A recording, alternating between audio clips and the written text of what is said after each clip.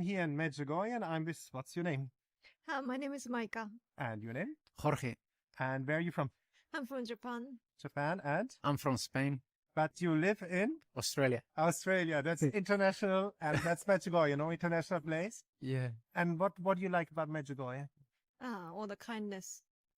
All the kindness? All the kindness in heart. Yeah. In people. Yeah. And for you?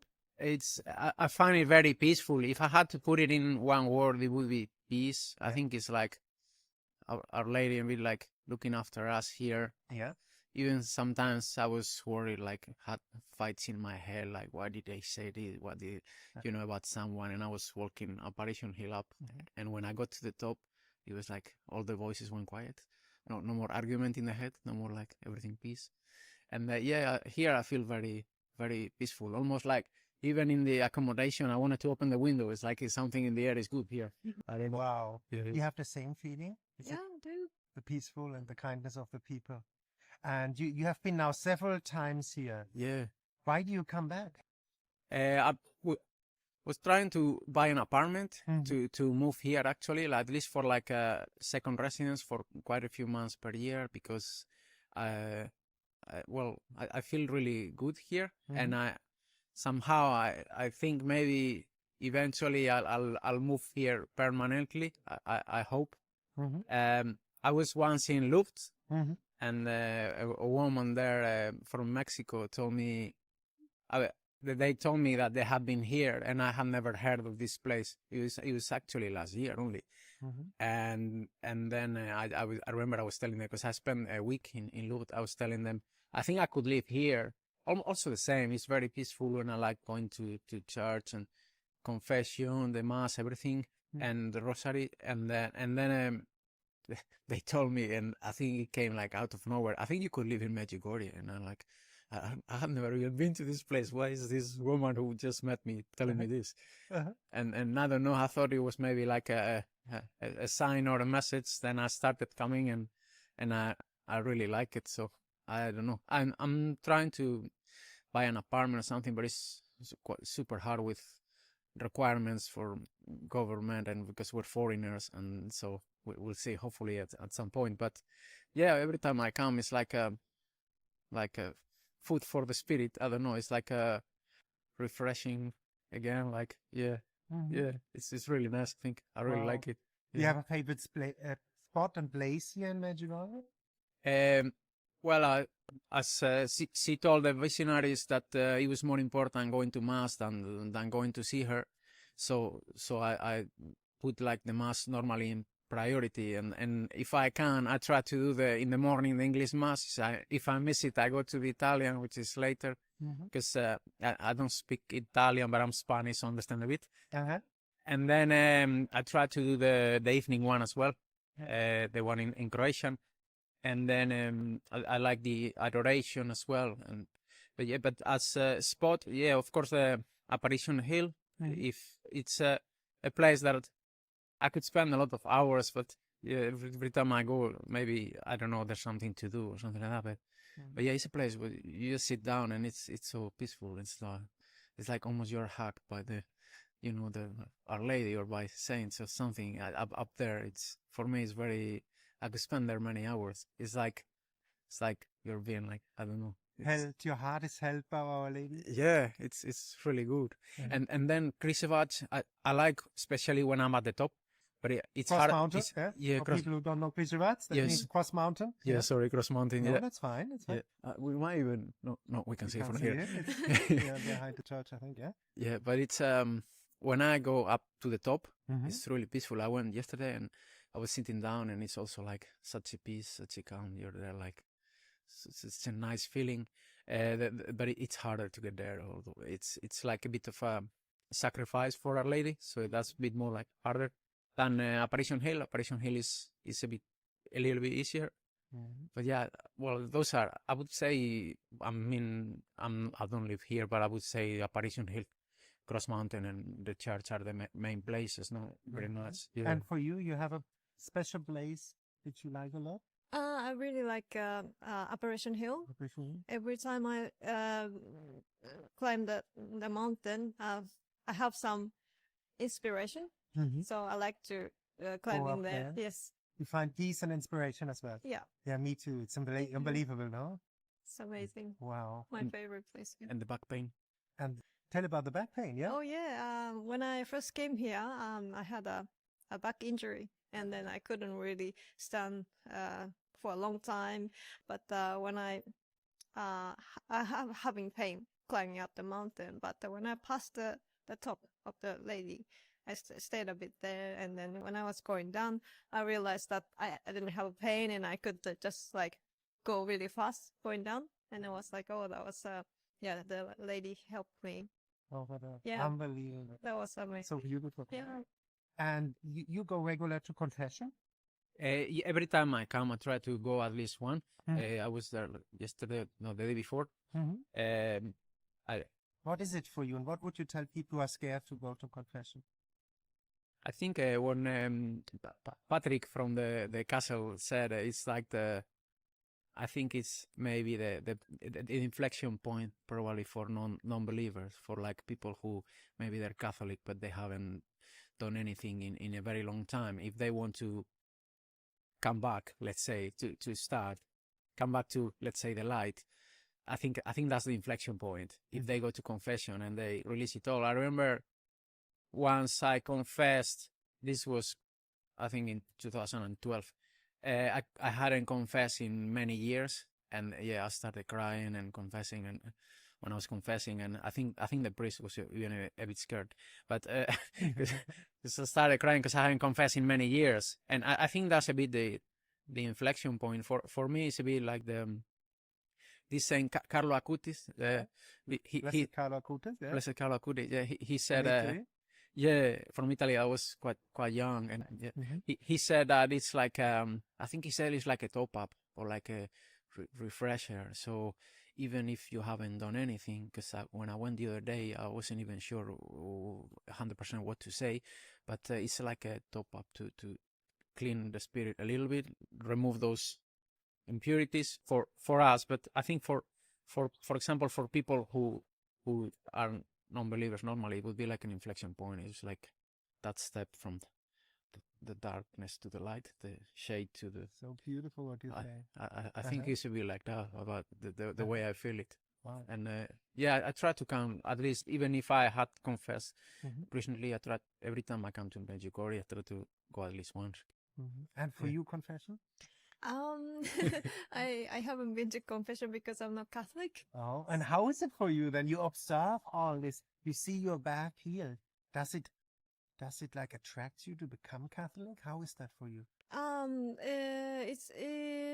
It's maybe because the nature of being Japanese, and then I kind of like embrace different type of the religion and the practices. So it was the first time for me to see actually what the Catholic the faith is about. And then coming here, I saw like many priests having confession to people outside, sitting really like sitting next there to at the wall, next to the church. Yeah? And then people really like focusing on like listening to the person and telling them things, and just looking at that. I never seen those before, and then I was like really touched, like how it's beautiful. Yeah, they're very passionate, and I was touched by seeing that. And you feel it when you go up the mountain. You feel it too. There's a peace. You get inspirations, clarity for life. Yeah, for sure. Yeah, that's why I like coming here. Yeah, beautiful. Beautiful. Yeah. And you pray the rosary? Yeah, but well, I tried to pray it the other day, but sometimes I have to say almost like confessing because it's long and repetitive. Sometimes I actually would like to ask someone like that, because it's very long and repetitive. Sometimes I prefer to say a prayer that I'm feeling what I'm saying from the heart. Yeah, so I'm like that too. Yeah. It depends. Yeah, but Our Lady says from the heart. Yeah, because the whole rosary, eventually I'm just repeating words that I'm not feeling, that I'm not even thinking. Even my mind might drift. Whereas if I'm saying a prayer, but I'm thinking what I'm saying, I'm feeling it, and Problem is maybe I don't do it as long as I would do the rosary. So sometimes I probably should discuss this with some priest or something. I don't know. No, it's not about should, you know. If you, Our Lady says from the heart here, you know. What Yeah. I did, I started guided by the Holy Spirit. Somehow I was brought to the rosary. There was an exorcist who said, if you have a challenge in life, pray for 1 year the rosary.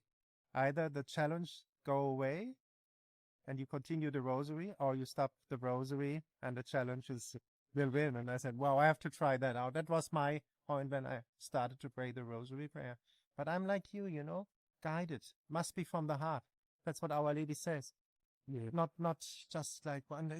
Jesus says it in the Bible as well, from the heart, not like blah blah blah. Yeah. You know, that's more effective. You know. Yeah, I like when I feel it. Also feel more like, I don't know. It's like you feel something coming in rather than just repeating the words. But what you said now, when my mom passed away in 2019 at the end, and then it was like the worst year of my life. Like I wanted to die almost every day. And that year I was praying the rosary normally twice every day. Mm-hmm. And it helped me a lot. It helped you over. Yeah, it got me through that year. And then eventually time helps. Time helped me a lot. Mm-hmm. And then, I understand. Yeah. So Wow. it was very helpful. But yeah. So that is the most beautiful testimony you can give about the rosary. Same for me. There's times you prayed more, times you prayed less. You know? Yeah. It's not an obligation. It's from the heart. That's what Our Lady says here. Be authentic. Worship God in spirit and truth. That's being authentic. Yeah. And what would you tell people? Why come to Medjugorje one time? People. Why should people come to Medjugorje one time? What do you think? Well, in my case, I hadn't even heard about it until last year, and I have been to Lourdes like 6 times, and to. So you're really fresh. When I met you the first time, it was wow. And tell why? What you wanted to say? Yeah, I have been to Lourdes, to Jerusalem, to Fatima. I'm not from far to Fatima to Rome, but I never heard about Medjugorje. Mm-hmm. And then I read in, I think it was in the messages that people don't come if she doesn't want them to come, something like that. Mm-hmm. If Our Lady doesn't want them to come, so maybe there was something about that. Like they say by invitation you come. Like the lady said, why don't you go to Medjugorje and live in Medjugorje? Those Mexican ladies that tell me, you should go there, and then it's like, well, what's that? I couldn't even pronounce what is that? Bosnia and Herzegovina, where? And, you know, and then it's like that was in Lourdes. Yeah, this was in Lourdes. Yeah. And then I was here, and it's like, whoa. And then I just kept coming back all the time. Yeah, that's I met you all the time over and over again, don't I? Yeah. First day was Corpus Christi that I came. Yeah. And I was to the back of the church. And I see so many benches. I say, well, it was weekday, but Corpus Christi. I sat on the very last bench. I said, well, this should be enough. This is like a village only, right? And then I had to stand up from the bench because all the benches were full. Like the church was completely packed. And well, it was not even the church. It's like the benches at the back. And it's like, wow, it's in Sydney, it's got 4 million people. And you don't find this amount of people normally. And here it's completely packed. I had to stand up to let other people that maybe needed the bench more than me to sit and just stand back to my back to the grass there. It was really full. And then, the tourist guide, the guy who drives me normally, he said, normally people go to Dubrovnik for tourism, and then they come here on a day trip to see what it's like, and then they keep coming back every year. So normally when people come once, they like coming back. They probably feel something. Yeah. And what is it for you? What draws you back all the time? Because you came back now so often. Yeah, I even want to live here. Like at you least didn't want to live here now, but the lady from Mexico Lord prophesied. Yeah, I don't know. I think I feel very peaceful here, more protected. When I'm away, I feel more like a bit anxiety, fear. I remember sometimes priests say, "Don't be afraid," and I'm afraid all the time. I'm like, even sometimes I wake up in the morning and it's like something bad is going to happen, but I don't even know what. Then normally what I do is I have these rosaries. I grab this and then I'm okay. That's the rosary, you see? Yeah, I have 2 together. And one is from Jerusalem, one is from here, from Medjugorje. Well, what a combination. Yeah.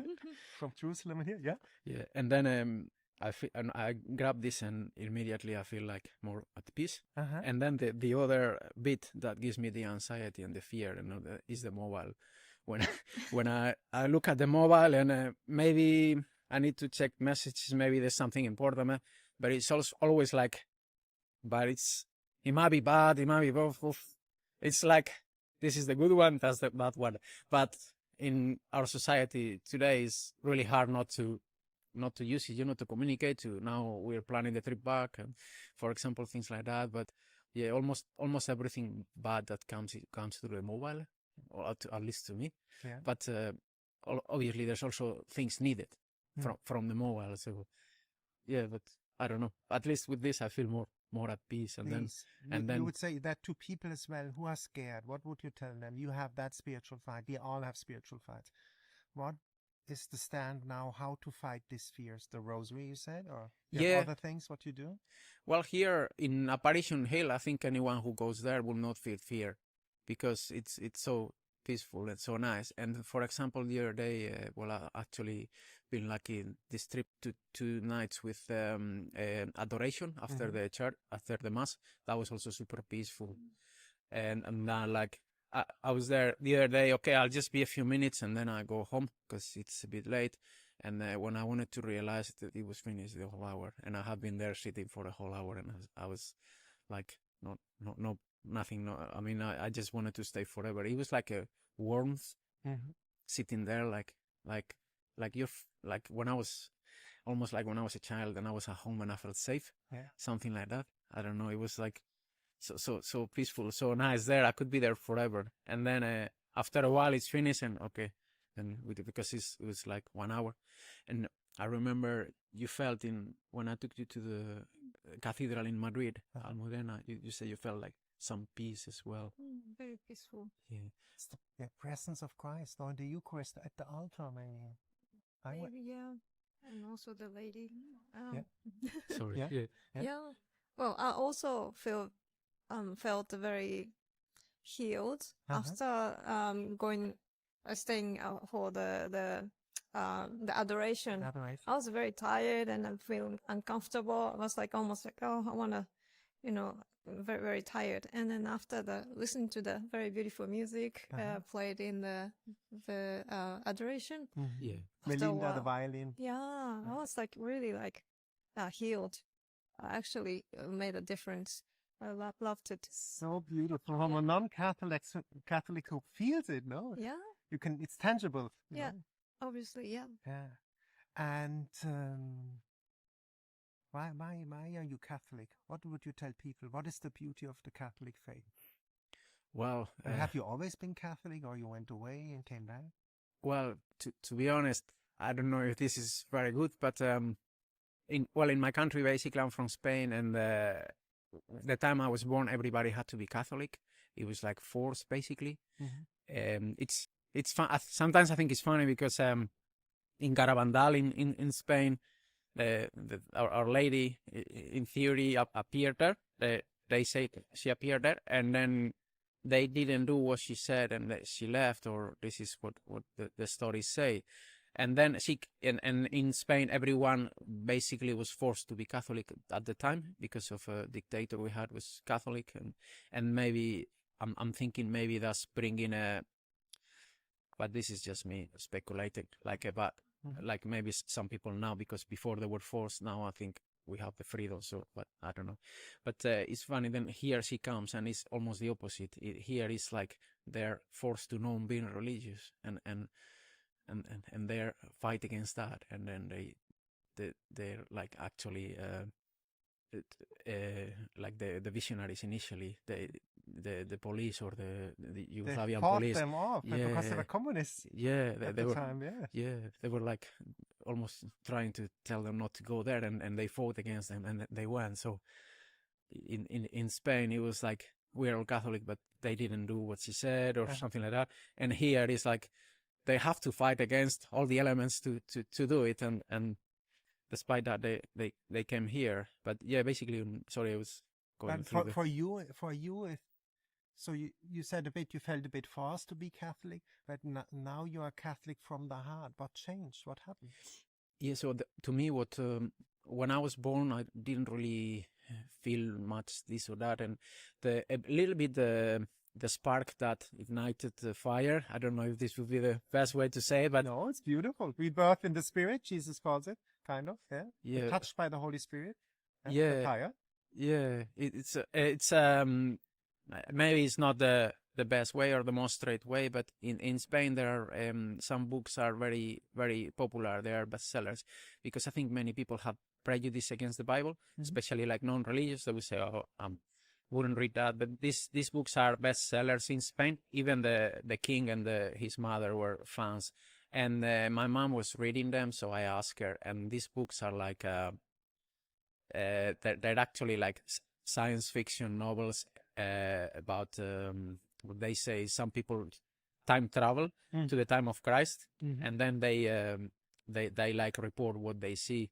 But to me, those books were a bit like a side door to the story of Christ. And then after I read those books is when I started believing, and then bit by bit building more. Yeah. Now lately I've found about through here Medjugorje about Maria Valtorta, and I think that's so much better. It's like it's even changing my life. I think it's like I'm incorporating things of the teachings of Jesus in Maria Valtorta. I think it's really good. Like, and because she told them here that it's true. It's to me it's really good. Like, wow, those I teachings. encourage the people to read the books of Maria Valtorta. Yeah, and it's it's about free the whole online. life of Yeah. Christ. I Yeah. think even the Passion of Christ was based on some of the books as well. All right. And wow, what can I say? I can say only thank you for that beautiful, beautiful interview. You're very welcome. Thank you for. And see you back for your- again in Medjugorje. Oh, for sure. Hopefully. Yeah.